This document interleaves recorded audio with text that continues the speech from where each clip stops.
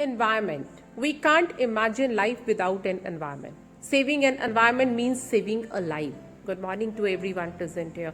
Every year on 5th June, World Environment Day comes with a promise to save environment and the world. This is Meenakshi Chaudhary wishing you all a very happy World Environment Day.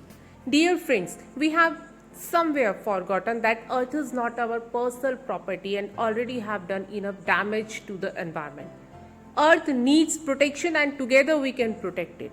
World Environment Day is observed on 5th of June every year since 1974 in order to aware us that how much we have upset the environment. World Environment Day is a global platform for public outreach with participation from over 143 countries annually.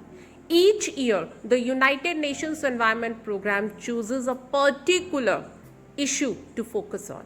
And this year, the theme of the World Environment Day celebration is Ecosystem Restoration, and which will be hosted by Pakistan.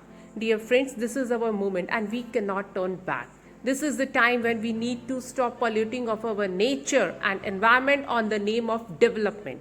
If we want to save the environment, we need to plant more and more trees. Let us all think a while. What will remain if nature will not remain?